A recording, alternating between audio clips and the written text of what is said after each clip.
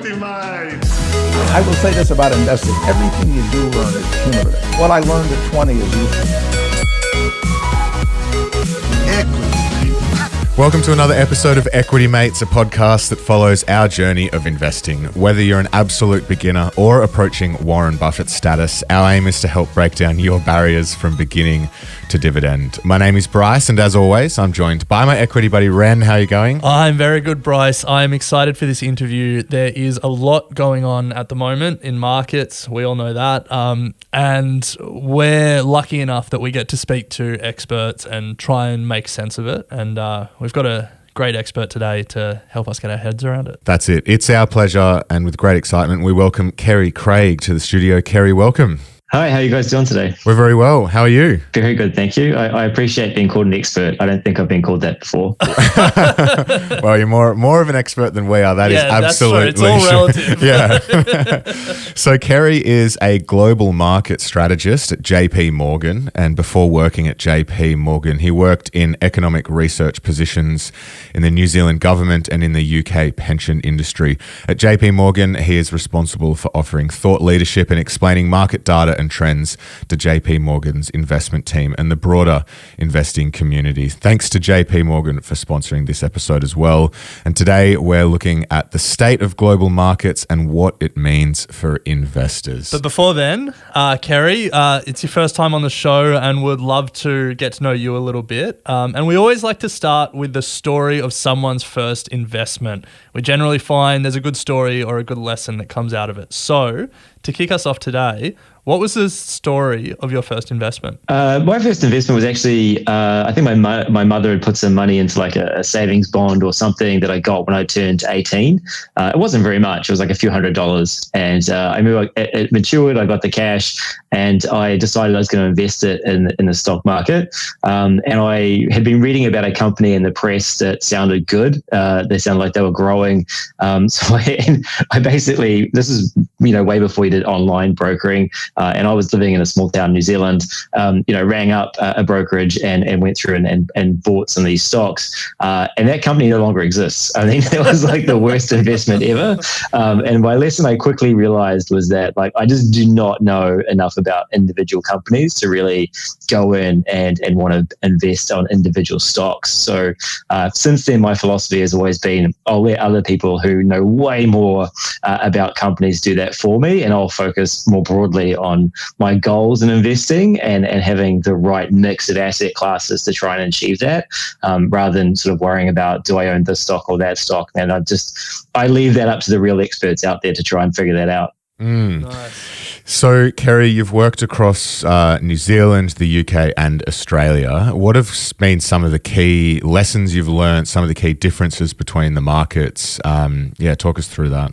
The one similarity that's very true across all those markets is that people love houses, and they have too much of a home bias in their portfolios. So in England, everyone was just thinking about the FTSE 100, and that was the biggest weight in their portfolio, even though it's dominated by financials and energies companies. Similar in Australia, obviously everyone thinks about the ASX 200 and the equity market here.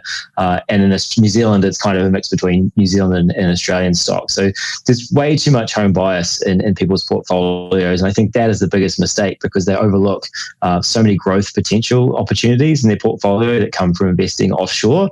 And it's a pretty natural bias to have. Like you want to invest in things that seem familiar, that you recognize, that you see. But I think that's a really good starting point. But if you're really thinking about how to grow a portfolio over time, you really need to look more broadly around the globe for where those opportunities really are going to come for, and just cast the biggest net you can. The FTSE is a fascinating one. It's an index that I feel like it just never moves. Am I right? Yeah, it's a strange one. It's dictated by currencies as much as anything else in terms of how things perform. It's also unusual because it's the UK and where it is right next to Europe. People focus just on the UK and the FTSE, but they sort of ignore what's happening in continental Europe and all the potential there. So it's an unusual one from like a geographical perspective as well, in terms of where the companies generate their revenues. It's not really reflective of the UK economy, which is, I guess, true about many equity markets around the world, but maybe a bit more severe in that case if you want to think about it. Yeah. I'm also, whenever we get a New Zealand guest on the show, we love to talk about the New Zealand startup scene and the technology companies coming out of there? Because it just feels like New Zealand punch above their weight. Obviously, Xero is the big one, but like Straker Translations, we've had them on the show. They're from New Zealand as well. What's in the water over there? How are you guys, country of 4 million, producing so many good companies? I think it's just the fact that, I was there a couple of weeks ago to see family for the first time in a very long time, but, you just feel so far away. You go down there and you like literally feel like you're at the bottom of the world. And so I think there's the mentality that you really have to strive and try and do something amazing to really get a global presence and a global stage and to get recognized. And I think there's definitely that mentality in a lot of businesses in New Zealand. They're not thinking, oh, how do I become big in New Zealand? They're thinking, how do I become big around the world? It's just I think it's the geographical isolation and potentially also just that motivation to be more global in nature. So, Kerry, JP Morgan have just released their guide to the market. Before we get into the nitty-gritty, what would be some of the just headline key takeaways? The biggest themes and the questions we've been getting from clients for the last 3 and 6 months, really a few things, like basically where's the bottom in equity markets? Is that coming? Are we there yet when it comes to thinking about inflation and how high bond yields and interest rates are going to go? And the third one is really, how close are we to a recession? Those are the big questions that everyone's grappling with. And if you look at the market on a daily basis, which I would urge you not to do, if you look at the market on a daily basis, it's either inflation's winning and there's going to be too much, or growth's losing and there's not going to be enough of that. And, those are the things that are sort of pushing and pulling on markets at the moment. And you're at that point where there's like not real clarity on which way it's going to go. You got like a really strong inflation number out of the US yesterday. You've had weaker data coming through around many countries. And so it's not clear, which way the market is going to go. And in the background, it's all about, what central banks are going to do in reaction to higher inflation and weaker growth. So it's a really tough time to be an investor and to think about how to position in this environment, because it's quite unusual. We don't have central banks, don't have your back anymore. They're not propping up the markets like they have for the last few years. They're kind of like, you're on your own now. It's back to market forces. Yeah. So if people aren't familiar with JP Morgan's Guide to the Markets, it's released every quarter. And if people love charts and data, it's their dream. I think it's about 70 slides of every chart you could imagine across all asset classes and all geographies.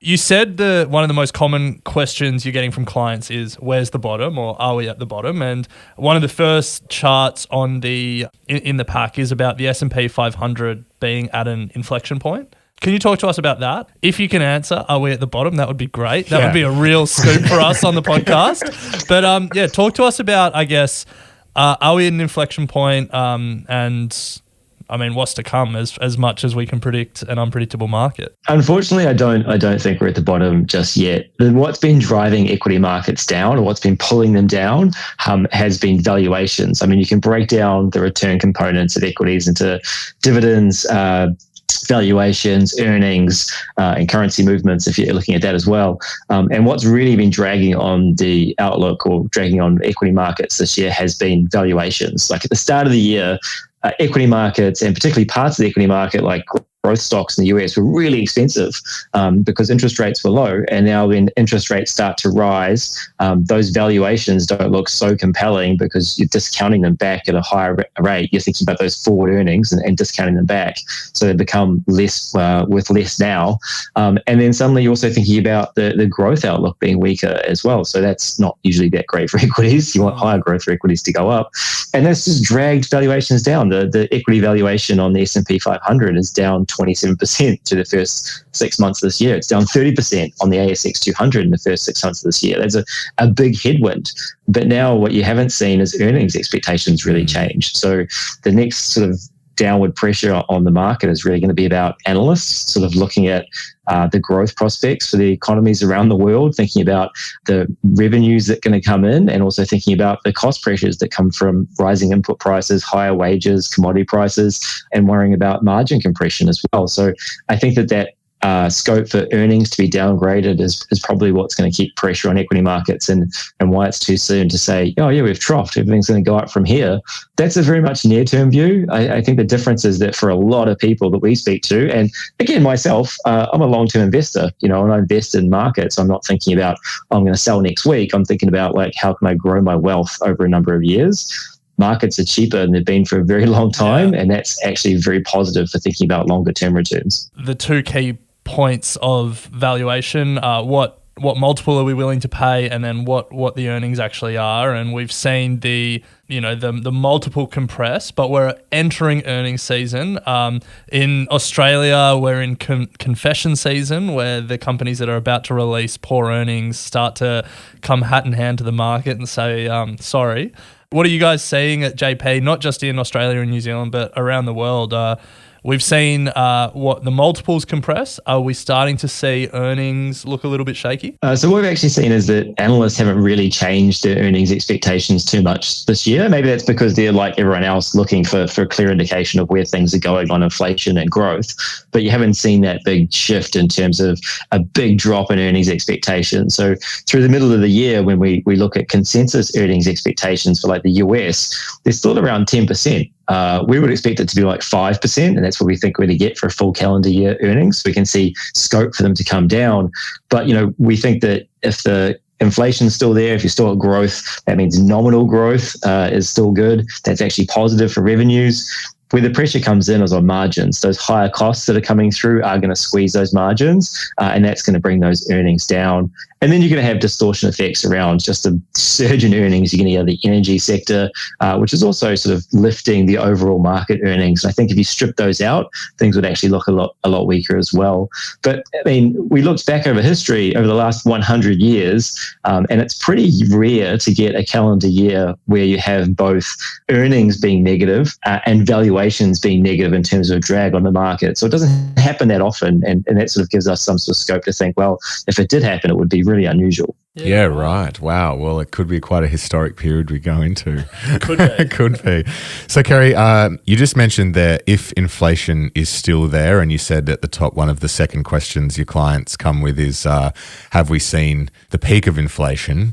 Obviously, there's debate around whether or not we have. We've just seen numbers come out of the US overnight, 9.1% year on year for June. So what's JP thinking about in terms of inflation? Are we at the top? Where to from here?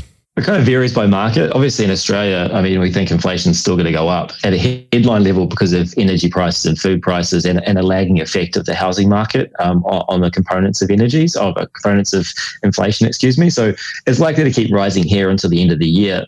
And also because we only get it every quarter, it's harder to really judge what's happening. In like the US, inflation is probably pretty close to peaks. I mean, that was a really strong number that we just came out, over 9%. But if you look at some of the breakdown in the core components, they actually rolled over. So it is about food prices, it is about energy prices, a little bit about housing as well, which is driving those prices up. But those big ticket items, it's caused inflation to surge earlier in the year, like used cars and new car prices, they've come off, right? So some of that transitory stuff that people talked about late last year, it is actually starting to unwind now. It just took a lot longer than expected. And so we would think that those core rates of inflation do start to soften over the course of this year. Headline inflation probably still going to be elevated, but maybe not 9% because of the downshift we're seeing in oil prices, for example. I think the biggest challenge with inflation is that it's going to come down really gradually. And so we are going to have inflation that is higher, and that's going to keep those central banks, wanting to keep tightening the policies and making sure that it's sort of heading back towards those 2% targets because, at 9% we're some way from it. And so I think that's the difference. It's not just about the peak, it's about where inflation lands. Yeah, I was listening to a podcast talking about this whole inflation story, and obviously last year everyone was like, inflation is transitory. This year everyone was like, all right, it wasn't transitory, it was structural.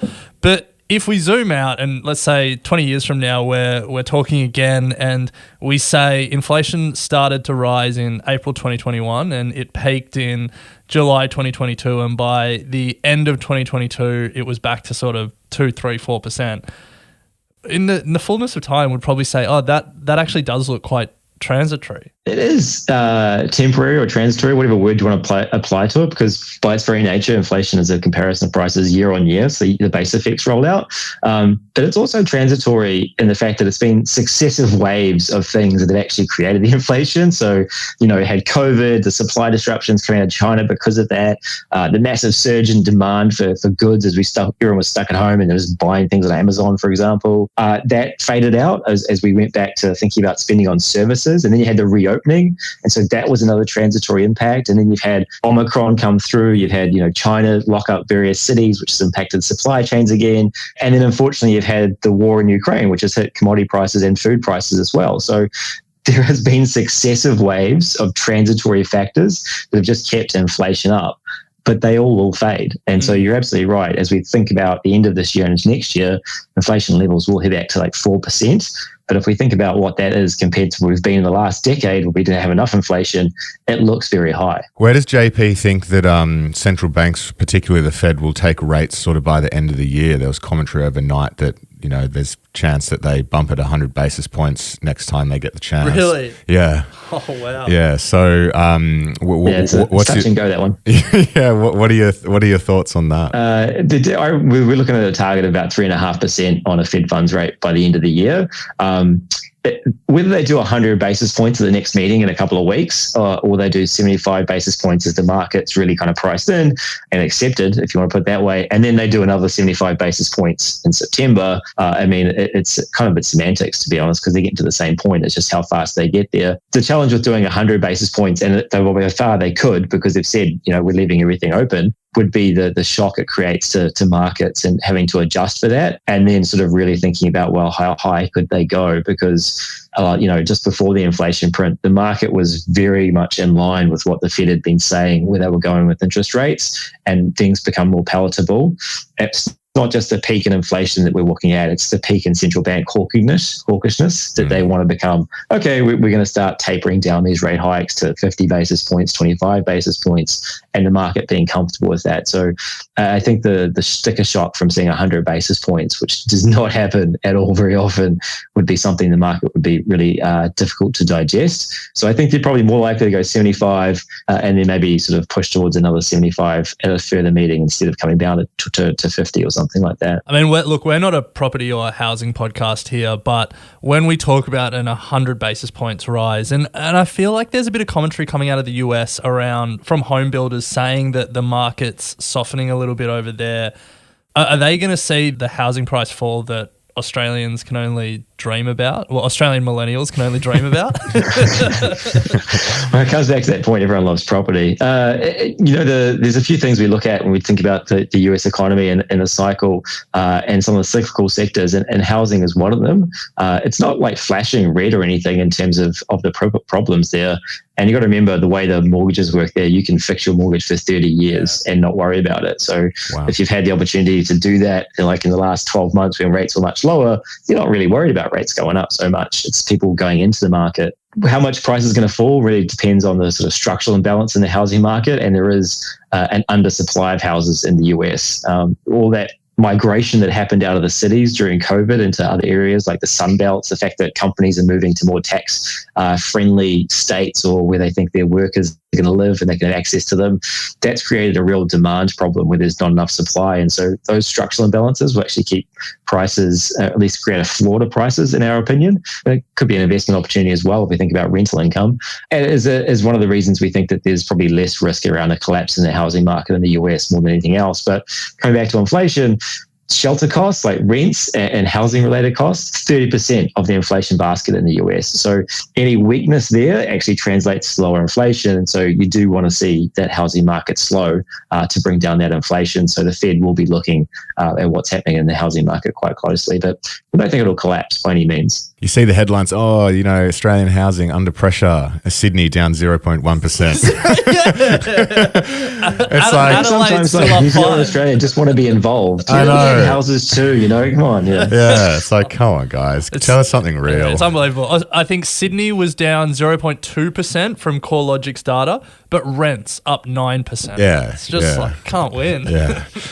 So, Kerry, sort of outside of inflation, I guess, what else are markets pricing in at the moment from JP Morgan's point of view, And I guess more interestingly, what do you think markets are missing at the moment? It's interesting when you look across asset classes about the recession view. All right. So markets are pricing a recession to different levels. Like you look at the equity market and say, oh, that's really reflecting quite a strong probability of a recession. Or you look at the spread between the 2 and 10-year yields in the US and the fact that it's negative now. And that's an indication of a recession. You look at the credit market, like investment grade credit or high yield, and the spreads have widened a little bit, but not nearly at recession levels. And you think, well, they're not worried about recession. What the market is pricing in really varies about which part of the market you look at. But by and large, I think that they're thinking about how close we are to that recession view. And when we look at it, those risks have definitely increased. But I think there's scope to say that, we're not really there on a global recession at all yet when we think about how markets are behaving. And that creates opportunity if you think, well, equity market's gone too far, so we have upside risk, or if you think, well, credit's actually relatively well priced and we don't think spreads are going to blow out because we don't see that recession. So good income and protection opportunities there. So I think there's that narrative in terms of if you really worry about recession, which part of the markets are reflecting and which parts aren't, and how you take advantage of that. The second thing we think when we look at like what are the risks out there is actually negatively another big energy shock, right? So obviously gas supply to the Eurozone from Russia, they've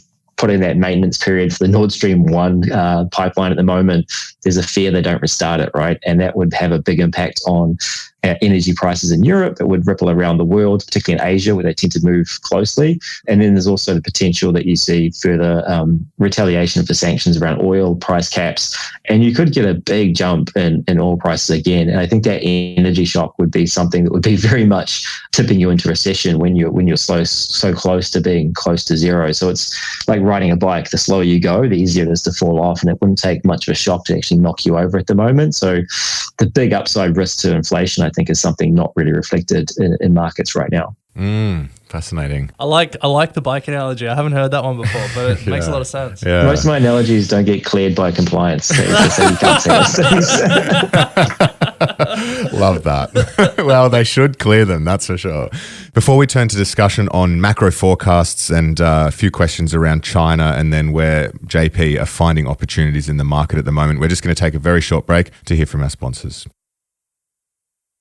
So, Kerry, the value of macro forecasts. Now, you're a market strategist, and we've been having a bit of a chat here at Equity Mates over the last sort of week or so, trying to sort of figure out whether or not all the headlines that we see and everything that's going on actually, deserves the brain space that it sort of consumes when it comes to particularly retail investors. And we're asking the question, is it as bad as people think, or have we reached sort of peak pessimism? So what would be your sort of response to those thought starters? It comes back to time horizon. I think that, for many people, and that's why it came earlier, I said, if you have the opportunity, don't look at the markets every day, because most people aren't trading on a daily basis. They're not looking at the value of their house every day, for example. They look at it, has it gone up since last year?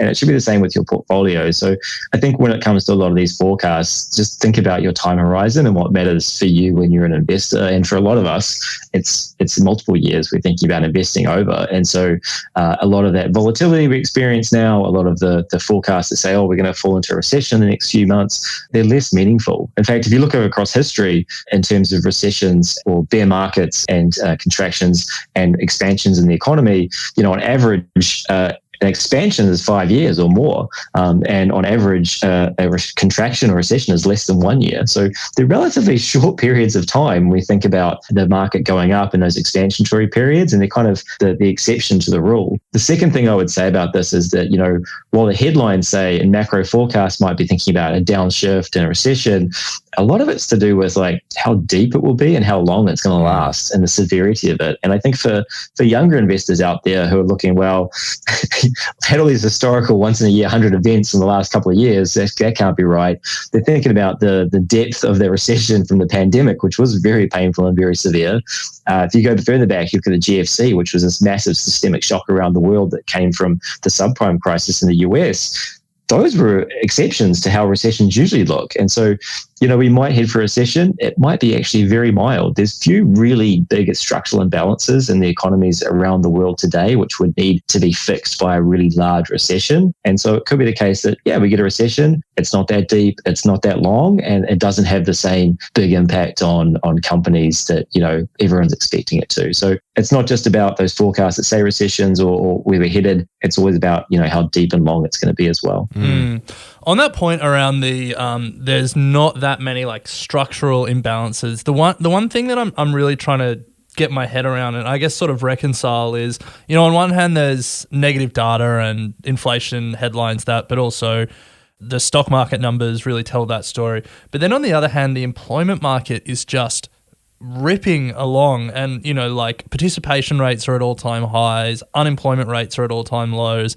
There was some data that came out of the US recently that layoff rates are less than 1%. So like there might be some hiring slowdowns, especially in like the tech sector, but in terms of people getting laid off or fired, it's like not really materializing. And I just try and reconcile that information with like the chat in the news around a recession's coming.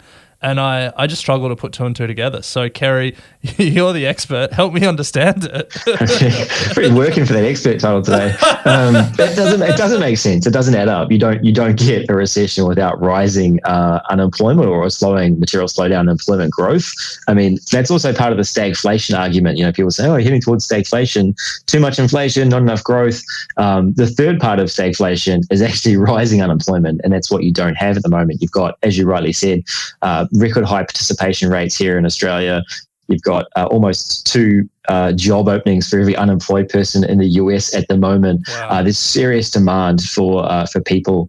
Some of that's structural, some of it's demographics, older people retiring, people who have retired during COVID as they just wanted to spend more time with family or whatever, so they're moving out. You haven't had the same incentive to come back in, perhaps again COVID-related reasons are keeping you out of the labour market, but there's definitely demand out there for workers. And so again, that sort of lessens the impact of thinking about the recession when you think, well, people are still earning money. There's a good chance that their wages will go up a little bit because of that demand. There are certain rules out there that central banks have looked at that said if you get a unemployment raise of 0.5 percentage points, so if it goes to a bit above 4 in the US, that would actually be enough for a recession, even though the unemployment rate is still very low. But I think what everyone has looked at over time is that relationship, those historical relationships between the economy and the labour market or inflation in the labour market just haven't held up like they expected them to. This Phillips curve, for example. And so they're just questioning how those relationships play through in the past. I mean, technically, in a couple of weeks when we get the GDP numbers out of the US, they could be negative, and technically you'd had a recession because you had a negative first quarter, but it doesn't really feel like a recession when you still have strong labour markets. So it comes back to how you define these things more broadly. So I think that the labour market and the strength we're seeing is actually very much a positive for the economies around the world, not just in the US, but here in Australia, over in Europe, they have very low unemployment rates. So it's very much a point of strength for thinking about how resilient the global economy has been in the face of all these shocks. So China has obviously been a sort of a pretty big talking point given their aggressive approach to COVID zero, but subsequently it feels like they're just starting to open up a little and I guess change that policy and that hopefully will have good implications for Australian commodities at least. So what's JP Morgan's view on China's sort of approach at the moment towards COVID and the ongoing impact that's going to have globally? China's actually, and the broader Asian region, as China reopens, is actually one of our preferences right now. So if we think about where we see growth, it kind of comes back to that point I made earlier around avoiding home bias. China's at a very different point in its cycle than, say, the US. Like they've had that much later wave of having to deal with the Omicron variant. They're now reopening. It kind of seems like they're coming around the idea to the fact that they're going to have to live with COVID rather than trying to stamp it out completely, but they're not quite there yet. Obviously, you have to think about their vaccines they've rolled out, the vaccination rates among elderly, the pressures it's creating. But it does seem like we could be moving away from those massive citywide lockdowns that you'd want to get away from, and something, maybe more localized. And so that's quite positive for that reopening. And we're seeing it in the data, right? You've seen a lot of retail sales pick up, fixed asset investment pick up. You're seeing people wanting to get out there and spend again. And you're also getting massive support on the policy side. So very low cash rates. They're making it easier for banks to lend. The issuance of local government debt is running at a really accelerated pace compared to prior years. So you get that fiscal spend as well, and credit being pushed into the economy. But they're doing it in quite a managed way because they are worried about the property sector. They're trying to deleverage the economy overall. They don't want the money going to the wrong places. So that's why you're not seeing this big surge in growth. That's why they're doing it in quite a, if you look at the Chinese equity market, valuations are really cheap. There's still some great growth stories in the companies coming out there, and you should see that demand come back through. And that is, as you rightly mentioned, going to have a positive impact on the broader Asian region and APAC, Asia Pacific region. So that demand for commodities coming back through, how it feeds into the external sector and many Asian economies, as well as domestic demand we see coming through there. So it's a really much a bright spot for the world when we think about what's happening in the US and Europe. So we have a very favorable take on what's happening in China at the moment. The only caveat to that is that policies and officials haven't really been super clear that they're not going to lock down cities just yet. So I think if those case numbers do start to accelerate from here, and we don't see that city-wide lockdown, that'll be a very positive view for the market. But we haven't really seen just how they're going to treat a new outbreak, and that would be the only thing that really presents a risk at the moment for us. One thing about China that, there was about a month last year where we all became experts in Chinese property development and, the leverage with Evergrande and its $300 billion in debt. And, they defaulted on some debt. They've been trying to deleverage. But the whole sector is, I guess, overborrowed and overbuilt. We came across some stat in the office earlier this week that there's 90 million empty homes or apartments in China, which is enough to fit the whole country of Germany or the whole country of the UK, which is pretty crazy. How do you think about, the opportunity of reopening and the stimulus and what that could mean for the equity markets, while at the same time China is trying to manage this, deleveraging in the property development and the real estate sector? Yeah, I was just saying it's amazing how quickly we can move from being experts in one topic to the other. I mean, I was just getting being an expert in virus mutations, but the property sector, I mean, it comes down to like how local governments generate taxes and selling of land to property developers and the incentives that were put in place for them to expand so quickly, as well as the leverage they were using.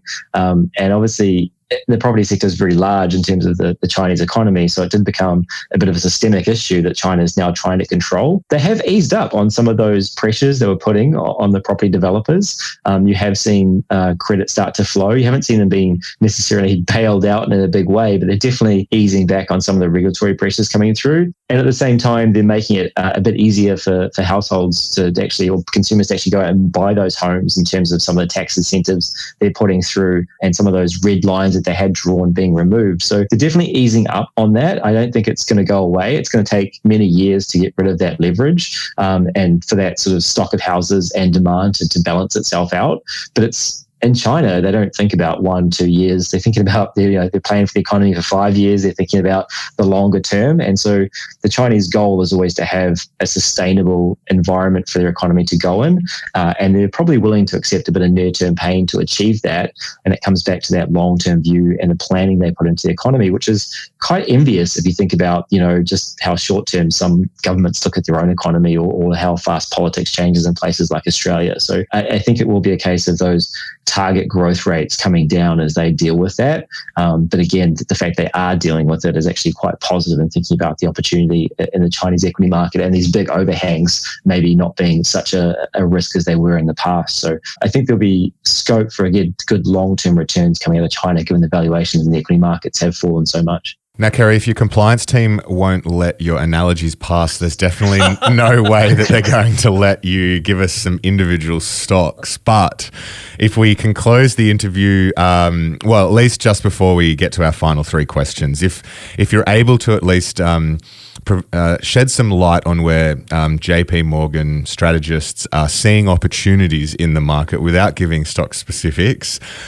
we'd love to hear your thoughts on that. The opportunities It kind of is yet to present themselves. When you think about how we treat asset allocation right now, it's very balanced. It's very focused on quality. We're looking for those turns to come through. And when it comes down to thinking about like equities and where we see the greatest opportunity, it's going to be on companies that have pricing power and cost control. So as you mentioned earlier, like, some of the tech stocks are, getting rid of staff as they're trying to cut those costs because they're the biggest cost for them. Material and energy companies and some of the industrials have the ability to pass those on. So we're looking at those a little bit more closely, but it's all about operational leverage. So it's really difficult to say buy this sector, buy value, buy growth. It does become much more nuanced than thinking about bottom-up analysis. And all the companies are being unfairly penalized given the earnings outlook is actually still pretty good on a 3 or 5 year basis just because of a 1 year view. We actually see better opportunity in credit markets right now. So we'd be looking at the fact that investment grade credit, spreads have widened a little bit, but, in the US investment grade space, they're only roughly in line with their average over the 10 years. You're getting quite a good yield pickup over treasuries, and it's a quality asset. It's not something that's going to damage your portfolio. It gives you a bit of ballast. And we'd probably push that into thinking about high yield bonds as well, where, again, spreads aren't thinking about a recession. You've got really decent yield coming from those, again, which is something people always need. And if there is a case of thinking about a recession that's not so deep and not so severe, if it does come, then your default rates aren't going to be as high, and you're actually going to do better there. And moreover, these companies have had really good opportunities to like refinance all their debt for many years when interest rates were really low. So they're not really facing this massive wall of maturity that's going to hit them and suddenly think about having to refinance at higher interest rates. So we would definitely focus more on the credit space right now than the equities overall if we're looking for opportunities in the market. But again, in equities, I think that barbell between quality in the US and quality in Australia companies and then growth in Asia and China is a really good way to think about a portfolio right now. Nice. I love that. Well, Kerry, we started the interview by joking that you haven't been called an expert before. I'm confident after this interview you will be called an expert again because you've shared a lot of great insight with us and we really appreciate you taking the time. We have almost reached the end of our time, but we do like to finish with the same final 3 questions. Before we get into them, if people want to read JP Morgan's Guide to the Market for the quarter, or if they want to read more from you or follow you online, is there anywhere in particular they should go? Yeah, they can just check out our website. All our information is freely available. We want people to use it. We don't protect it behind firewalls or paywalls, or you don't have to be a financial advisor, for example, to look at it. It's just all there. It's designed for people to use. If you do love charts, as you mentioned, there's plenty to look at. If you're having trouble sleeping, they're always good to have a flip through. If anything, there's probably too much information, but go to the JP Morgan Asset Management website. That's the best place to get all our research and have a look, and it's all freely available up there. Well, we'll get stuck into these final 3 questions, Kerry. And the first one is, do you have any books that you consider must read? Weirdly enough, I was thinking about this question. I don't read a lot of financial books. I mean, I think it's from spending all my days reading financial research and looking at markets. I tend to read mainly science books when I'm at home. I did read a Legend about the All Black team recently, and I think that's a really good book just to thinking about being in a team and some really good principles to live by. I think if you wanted to look at some materials that would be increasingly important for thinking about the markets today, there is something at our website called The Principles of Long-Term Investing, and they're probably very familiar to people, diversification, thinking about the long run time horizons, thinking about how dividends and reinvestment really add to that. Those are the principles that really do sit home today and actually going to draw out the best profile for returns, I think, from here on out. So I think that would be something I would definitely urge people to go and look at more than anything else. Nice one. Love that. And very true to form to get a All Blacks reference in the interview. That's such a cliche, yeah. Now, Kerry, we said your compliance team isn't going to let you talk about any individual stocks in terms of investment opportunities, but this question isn't about a company as an investment opportunity. This is about a company just based on who it is as a company, its competitive advantage, its quality. So with that caveat in mind, what's the best company you've ever come across? The best company I've ever come across is the one that listens to its customers and its investors. And I can give you an example of a company that I think is quality and makes sense for what's happening today. There's a big issue, obviously, around the world as we think about sustainability, we think about environmental costs of climate change. Food scarcity is up as another big one. And you can take a company like Deere. they an agricultural company. They're really much focused on how they can deliver for their customers and their investors in terms of that environmental aspect, that food quality aspect, and also how they can deliver for return for their investors. And they do that through building technology and AI into their machinery, so they're getting higher crop yields. They're using less water and less fertilizer, which is great for farmers and agricultural producers using the machinery. And they're going to be something that stands out in that sector when they're thinking about what's going to deliver in terms of those longer run investment opportunities. So I think that there's clearly an example of a company that's thinking about their consumers and customers and their investors, and also the broader environment and how they're going to deliver on that. And I think that's a great example of a longer term company that's going to continue to be a standout within that sector. So again, coming back to investment applications, if you can find those companies within sectors around the world, those are the ones that are going to really perform over the long term and actually continue to be okay through these really volatile periods that we're having at the moment. And then final question, Kerry, if you think back to your younger self, making that first investment in the New Zealand company that no longer exists, what advice would you give to your younger self? I would have I thought I started early. Like I was 18. I thought that was a pretty good start to get into the markets. But I wish I'd done more. So I did that one and then I kind of left it. I wish I'd actually done more and just kept investing in other things. And, what I do now is what I should have done when I was younger. I continue investing in the markets every month.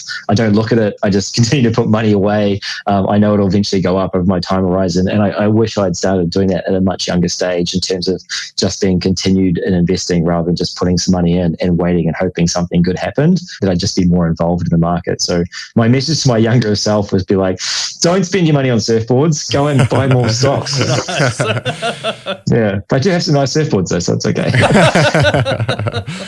Well, Kerry, thank you so much for sharing your time with us today. We've taken a lot out of this episode. There's plenty to cover in global markets at the moment, and you've helped us to make some sort of sense of a lot of the big topics. So very much appreciate your time, and again, thank you for JP Morgan for supporting this episode as well. So we look forward to hopefully catching up again at some point in the future. Thank you very much for having me on today. It was an absolute pleasure. Thanks, Kerry. Hey, thanks for listening to this episode of Equity Mates. We love hearing from you, so drop us a line at contact@equitymates.com, or even better, go to your podcast player and leave a 5-star review. Also, a reminder that the Equity Mates content train doesn't stop when you've run out of episodes to binge. We've got a brand new website, a Facebook discussion group. We're on Instagram, YouTube, and slowly making our way as an influencer on TikTok. Well, that's Ren. So come and say hello and join the community. We'd love to welcome you. Until next time. Equity Mates Investing Podcast is a product of Equity Mates Media. All information in this podcast is for education and entertainment purposes only. Equity Mates gives listeners access to information and educational content provided by a range of financial service professionals. It is not intended as a substitute for professional finance, legal, or tax advice. The hosts of Equity Mates Investing Podcast are not financial professionals and are not aware of your personal financial circumstances. Equity Mates Media does not operate under an Australian Financial Services licence and relies on the exemption available under the Corporations Act 2001 in respect of any information or advice given.